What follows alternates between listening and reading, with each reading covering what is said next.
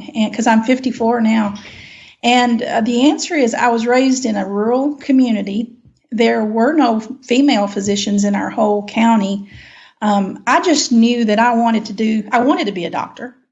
But when I got to the age of 18 and I was trying to figure out where am I going to go to college, where am I going to sign up, in having the discussion with my father, who was ultimately going to be supporting me for that education, he said, well, let's think about this. He said, we have a local college down the road, university, called Murray State University down in Kentucky.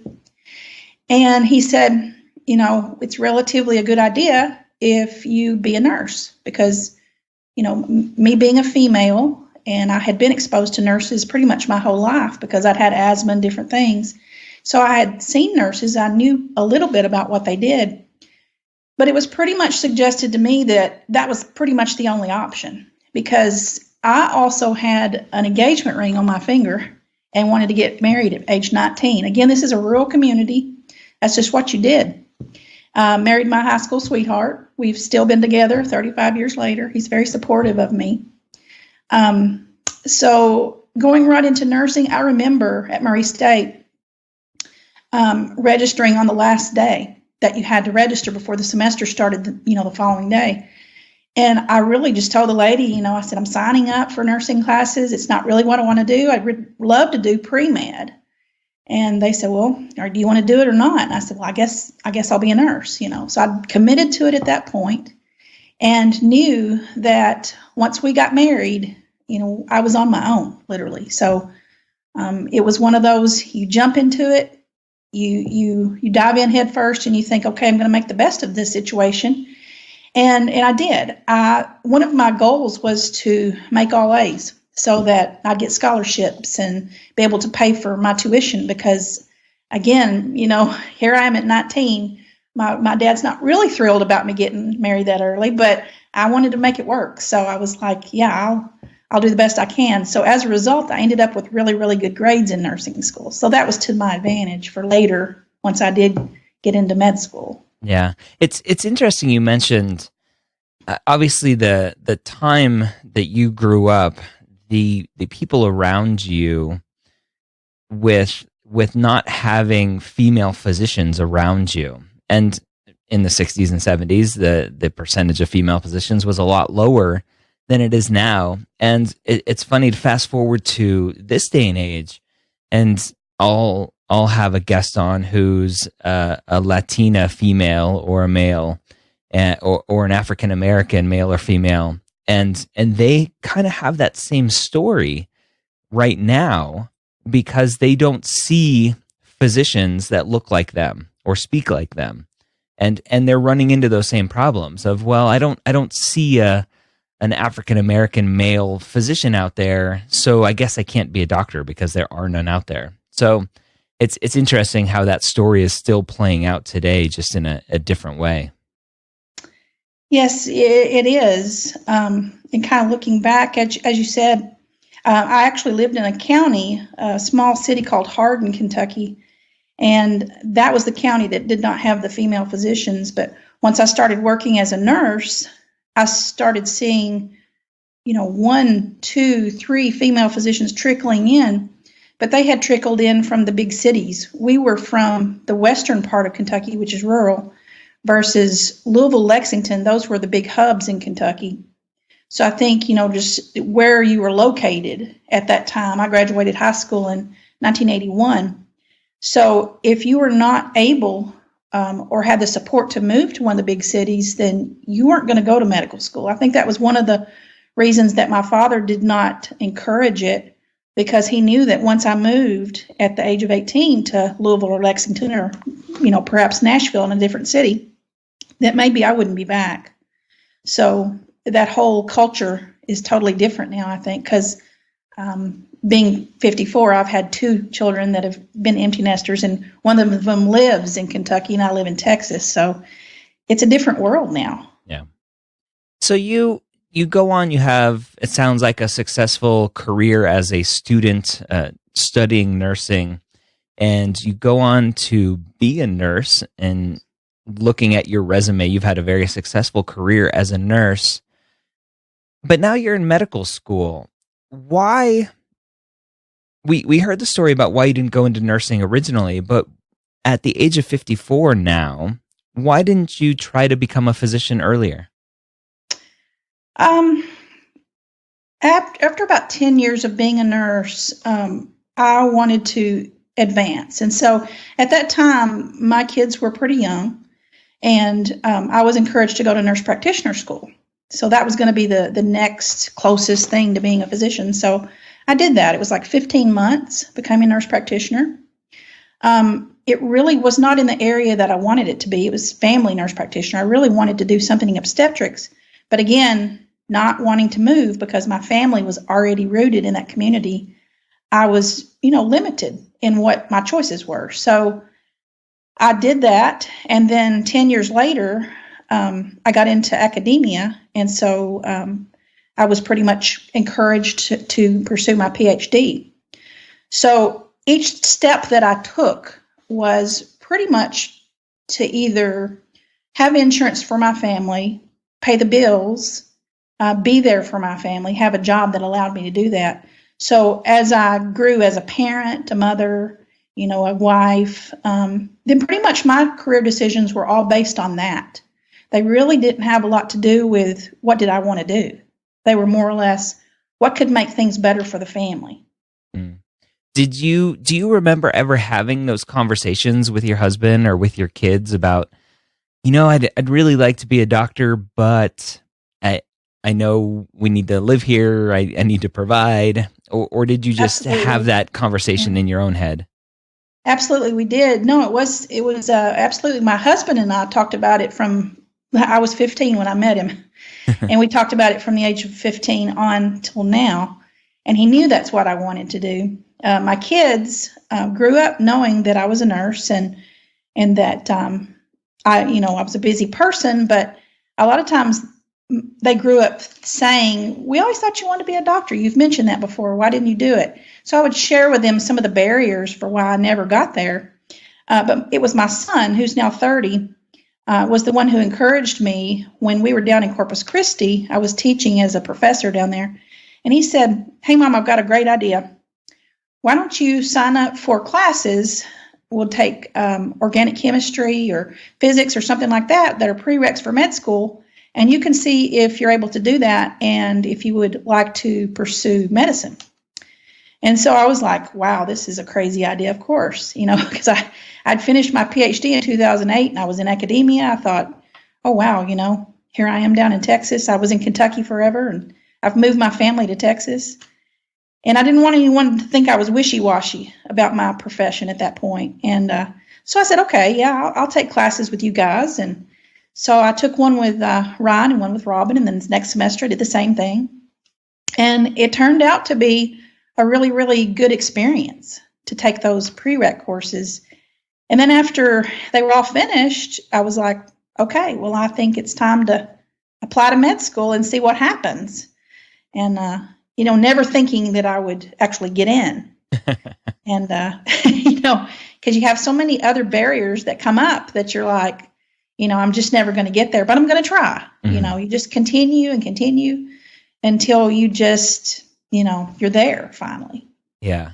So I want to dive into the whole pre-med path and applying to schools, but I'm interested to know from being a successful in academia, teaching nursing, the financial implications of leaving a career and then going into medical school and accruing debt as a medical student and then working as a cheap resident or poor resident. How much did that weigh into your decision to pursue medicine? Well, I had talked to physicians who I knew they would know the answer to this. And I said, that was usually something that kept me from wanting to do it. I've just mentioned already that leaving my community and moving my family was one reason, but money was always the other reason. It was always like, well, I don't really have the money to do this. And if I, stop my career, then we're going to be living off of one income, which we had never done before. And so I guess the solution kind of came when both my kids left the house because I'm an empty nester now. I had one that got married 5 years ago and one that got married a month ago. And so I guess that answer came to me that, hey, it's just you and your husband now. So how much money can a person really spend? We've always been pretty practical with our money. We don't spend it a lot. We don't have a lot of nice things. We just don't value that. And so it wasn't really going to be a big deal for us to continue to live like that. And being in debt was nothing new, because like each time that I would have to go back and get a second and a third degree, I'd have to borrow money for that. And I'm still paying on my PhD now as we speak. So I didn't really see that, going to financial aid and saying, yes, this is what I need for medical school. I didn't think that would be a big problem. And the doctors that I talked to said the same thing. They said, once you get finished and you're out on your own after your residency and you're making your income, you will pay that back in no time. And I was told that by several physicians, or I wouldn't have done it. So.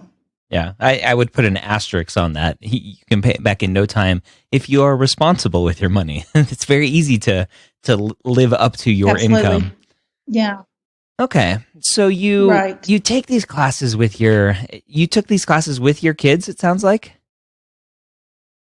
I did. The prerequisites, of course, I had a bachelor's, a master's, and a PhD. Yeah. So the filler classes like the organic chemistry, the physics, the gen chem, those had to be taken. And so we were down in Corpus Christi at Texas A&M where I was a professor. The reason I came to Texas was because I could get free tuition for them because I was a nurse educator. They passed a law that said that my kids could get free tuition because I was an educator. So I was like, well, that's frugal with your money. So that's what I'm going to do. So that's why we went there. One of the reasons I liked it there too was another reason.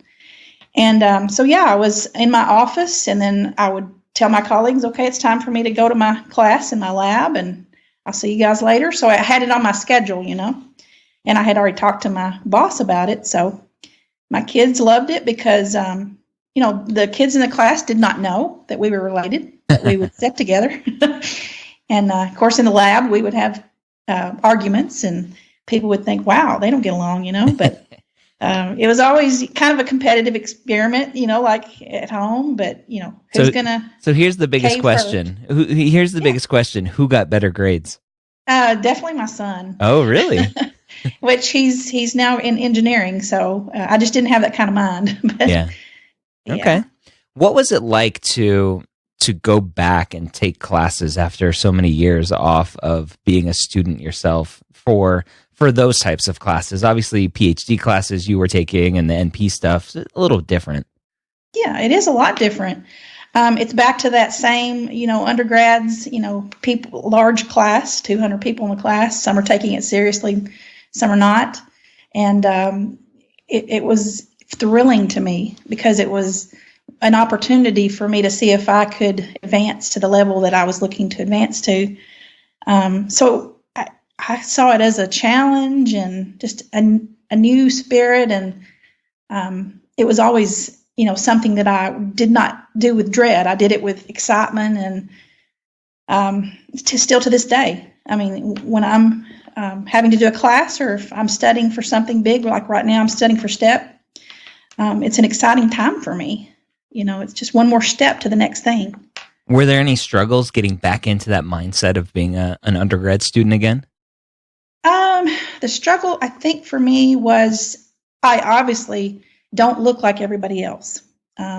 Nobody else in the class is 50-something years old. And so you kind of have to have a little talk with yourself and say, it's okay when the professor says, oh, you guys are all too young to remember this, and you're obviously older than the professor, so that you feel like they're just kind of leaving you out.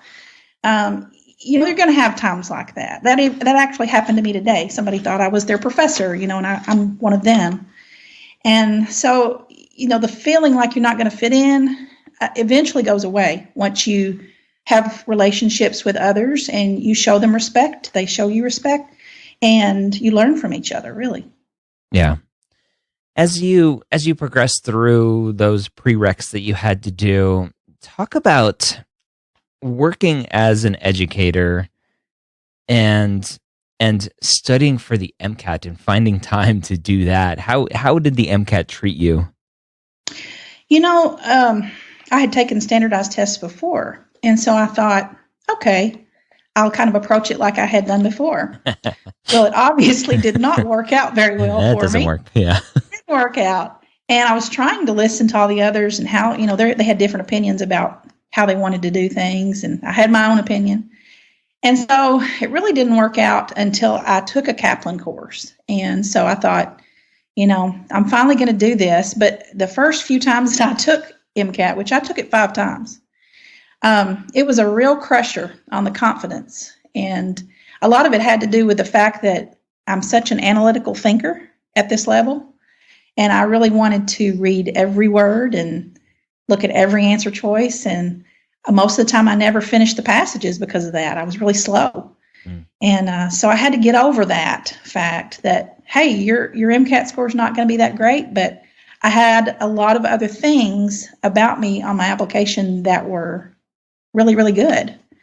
And so I had to kind of, tell myself that it's okay. You don't have to be the 100% package when you apply to med school. And I think that's what I tell people today is cultivate the things that you are really, really good at. And the things that you're maybe below average on, explain those away and tell why you had below average on that. Yeah. And I could do that pretty much with my 5 times. I had to explain that in my interviews. Yeah. And I still got in. So, So explain that. So 5 times, what, obviously approaching it like a standardized test, I think if somebody's listening to me and has listened to this podcast, they know that won't work. So you did it once and you were like, whoa, okay, now I know that doesn't work. What happened the other 3 times that following that you still didn't click? Apparently was not ever changing anything because I was getting the same score pretty much within a couple of points each time, the first 4 times. And I was looking at it as kind of a checklist thing, let's get this done. And obviously I was on the tenure track, so I was pretty busy. And the study time that I put into it probably was not what I should have done. And so that very last time I was in a different city. I had moved from Corpus Christi. I'd come to Bryan College Station, and I had new surroundings. Everybody's like, take a Kaplan course. The statistics are if you do this, then you'll do better. And so I just kind of did that. I had a brand new mindset by the 5th time, and I was able to get the score that I needed to be able to be an applicant. So First 4 times we're not there, but the 5th time it was like, okay, now I've done that, so let's check that off.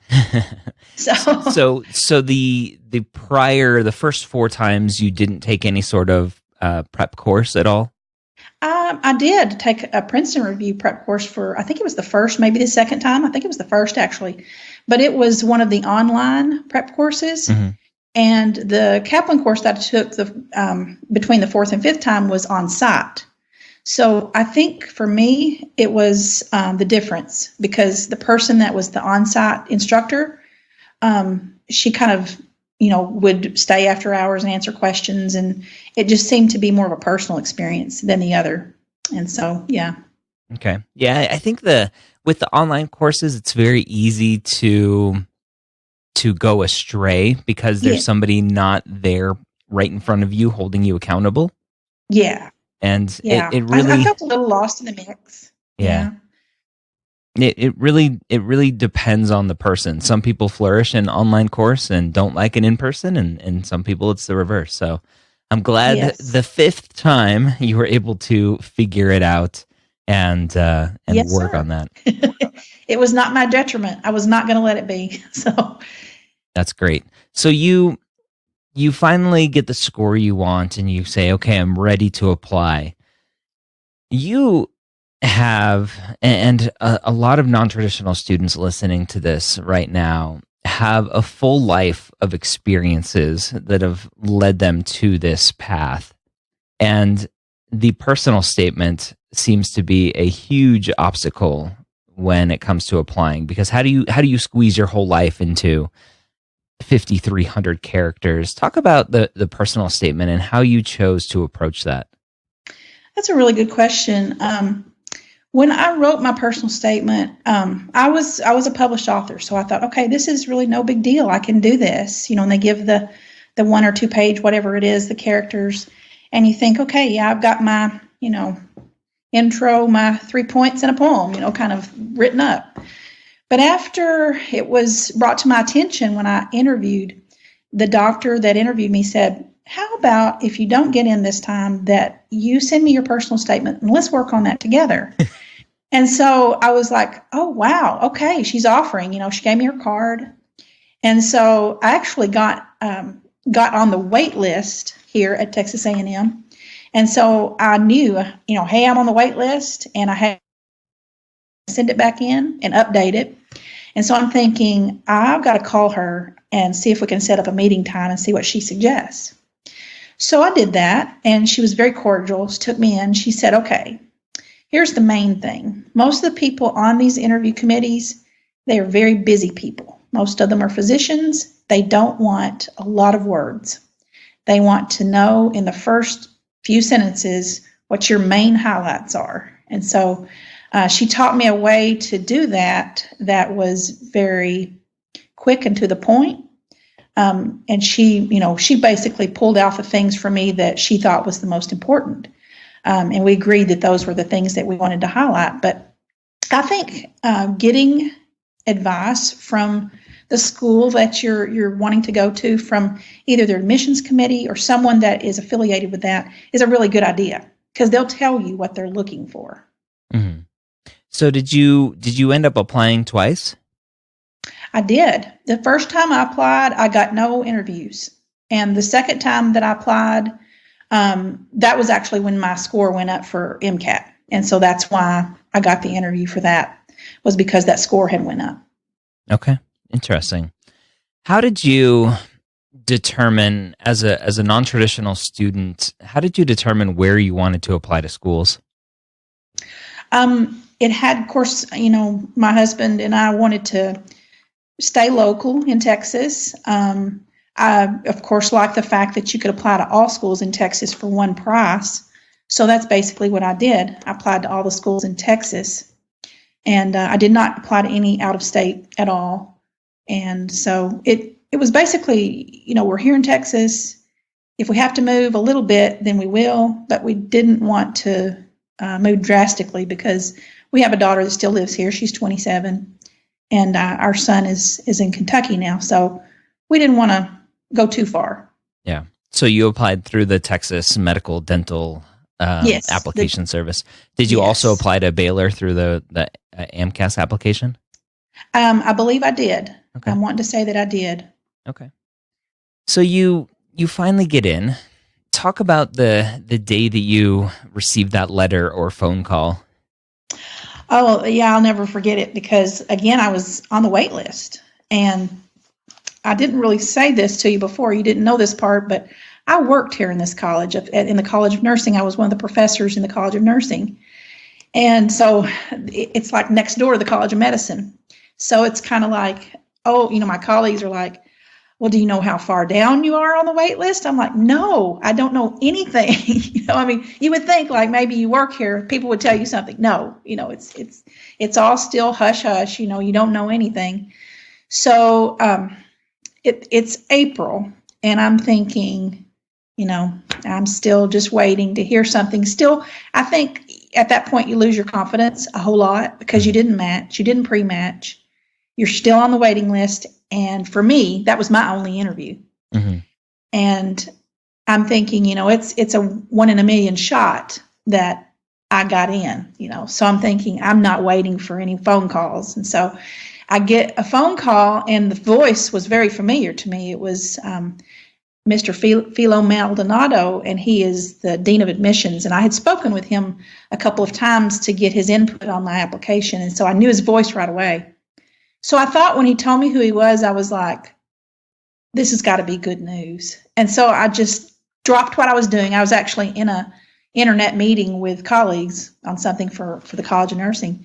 And I just kind of dropped what I was doing and listened to his phone call. And he was like, we're happy to offer your position in the College of Medicine. And I was like, I was crying, and I told him, I said, I'm sorry, Mr. Maldonado, I'm crying. And it still brings me to tears now. And I told him, I said, I'm going to make you proud. He says, I know you will. And so it was a really good day. It was a really good day because I think it was the first day off the wait list. So I must have been pretty high on the wait list. And it made me feel like maybe the interview had made a difference because I know that, they take the best of the best in the beginning. And then the ones on the wait list, there's something about them that, makes them important for the class. And I want to speak to the audience on this, being a non-traditional student, you bring something to the class that they need. Yep. And I found my place in the last 2 years of where I fit in, something that was needed for this class, what every class needs. Yeah. And somebody listening in might say, oh, yeah, you're the mother. And I don't know that I would really call myself the mother of the group, even though I have children and I'm the oldest female in the group. That it's a lot more to it than that. It's just something that, and my colleagues are great. They'll still say, we can't imagine the class without you, Renee. And I'm like, that makes me feel so good. I knew that this was my place. This is where I was supposed to be. All right, so I want to tell you a little bit more about Cram Fighter and how you can save 25% off until May 7th, 2017. First of all, how to save. Premed25. Use the promo code, all capital letters, Premed25, the numbers 25. Use that promo code, save 25% off. So Cram Fighter, I talked last week, it lets you create a MCAT study schedule based on the materials that you have, the books that you want to use, the course that you bought, the con videos that you want to watch, and creates a schedule around that, around you. And the great thing about their service is that as you go through the process and life happens and something comes up and you don't get to all of the pages that it tells you to read that day or the videos that it tells you to watch, you just go in there and say, you know what? Something happened. I wasn't able to read these pages or watch this video, and it recalculates and readjusts your schedule as needed. It's amazing. Go check them out. Premed25 to save 25% off cramfighter.com. I love how you put that about bringing something to the class, because that's how I try to convey to students when I talk about the interview and talking to the person interviewing you about why they should accept you and your skills and trying to relate it to those unique things about you that you can bring to the class, because that's what they're trying to do. They're trying to make a community of people there that are going to fit together, and they obviously saw something in you that would fit with the class that they were building. Yes, and I tell people to this day, they'll say, what do you think helped you to get in? I said that they needed that particular thing about that in the class, and I fill that role. Yeah. And so I take it seriously. It's just like, the 30 years of experience I have in nursing. When it came time for our pre-clerkship boot camp, we were learning skills, Foley catheters, NGs, IVs, and I'm like, okay, guys, we're going to have a clinic at my house. We're all going to stick each other. This is, off the records. So we did that Sunday, actually, from 4 to 6. And everybody was like, oh, wow, we love this. You can just teach us all these skills. And I'm like, why would I not do that? You know? And how bruised up are you? Oh, I was the teacher. I was off limits for that. I had one person stuck me, but everybody else stuck each other. So it was great. That's good. So, Renee, as you went through the interview, how many interviews did you have? I had one interview. Okay. It only takes one, as you found out. So during the interview and in your interview day, you probably stuck out like a sore thumb because you were the odd woman out. Yes. What types of questions did you get about being a non-traditional student, about your age, about your prior career? What sort of questions did they challenge you with? He asked me, what if you don't get in? And I think they asked that to everybody. And I've always heard the stock answer is I'm going to reapply. Yep. Of course, my answer was a little bit more detailed than that. I told him up front, I said, I've got plan B. my plan B is to walk back over the hall and continue to work in the College of Nursing. So I said, it's a good trade-off. Either way, I win, So we talked about that. Other things that we talked about was, what do you hope your goal is to be in this class? What do you hope to bring?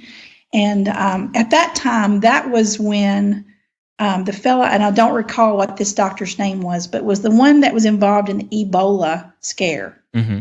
And he came back to the U.S. and he was, I think he was giving maybe some of his blood or, whatever it was he was doing to try to help save the ones that had Ebola that also were sick. And I saw him as kind of a beacon of light for the others, we're going to be fine. We're going to do this. And I said, that's my goal right there, is to be that kind of person. And it just, I shared that with him. And the person that interviewed me, I had two people that interviewed me, but one of them was the dean of student affairs. And he's a father like I am. So we really bonded on that issue of, what about your kids? And, what are they going to think about all this? Are you going to have time for them? And so, I asked him, I said, how do you have time for yours? Tell me, because I want to learn. And so I kind of took it as an opportunity for them to guide me and to say, I want to be that person. I want to be that person that is your leader in the class, because I know that age and experience is going to be a good quality to have. Yeah. That's a great way to spin it. So that's awesome. So you are in the process of being a medical student now. Is it everything that you hoped and dreamed for? Absolutely. Every day when we're doing something that's challenging to me and my peers are, okay, let's do this together. Here's our goals and here's what we're going to do. We do it together. And I, some days I think I can't do it. I just, you tell yourself, I'm so tired, or I can't do it. But then you backtrack and you go, nah, today's just going to be like yesterday. I got through it. And some days are better than others. Some days are really, pretty awful. But most days are very doable. And I'd still do it with a smile on my face because, I feel so fortunate to be here. I had one interview, and I'm older. So, you just look at it, you go, was I really supposed to be here? And you just go, yeah, you were supposed to be here. And I think about out of 4,000 applicants, all the people that didn't get in. And I think, if I was not motivated every single day, then I'm really kind of slapping them in the face and saying, I'm not using this opportunity for what it's worth. And I wouldn't want to do that. I wouldn't want to disrespect the people that didn't get in. What has been the hardest part for you?